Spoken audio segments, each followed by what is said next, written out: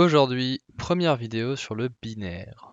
Le binaire, vous en avez probablement déjà entendu parler. En effet, la base de l'informatique, c'est le binaire. Qu'est-ce que ça veut dire et comment ça fonctionne? C'est ce que nous allons essayer de voir dans cette suite de vidéos. De nos jours, les ordinateurs paraissent être capables de tout faire.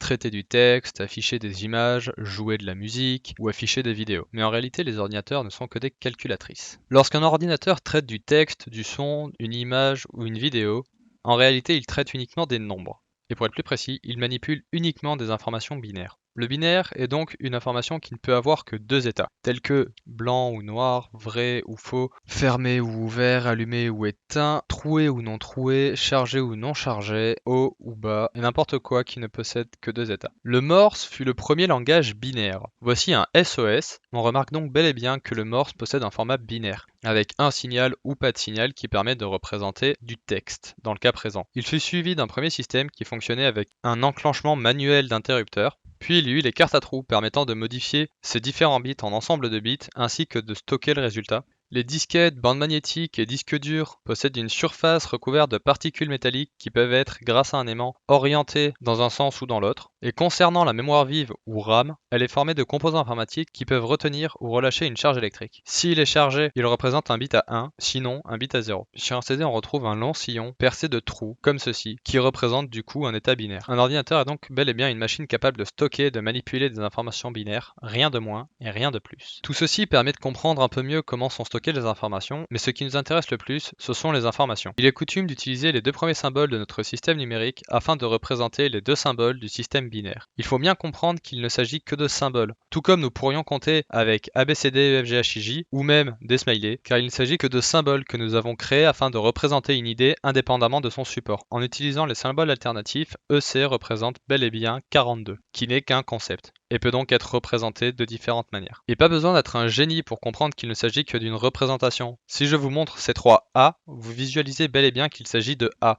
Pourtant, vous ne voyez pas la même chose. Cela montre que vous savez vous adapter et assigner une représentation à une idée. Dans la vie de tous les jours, nous utilisons tout le temps des représentations abstraites, certaines plus que d'autres. Les chiffres par exemple. Si nous apprenons aux enfants les calculs avec des problèmes, c'est pour qu'ils puissent visualiser une idée abstraite.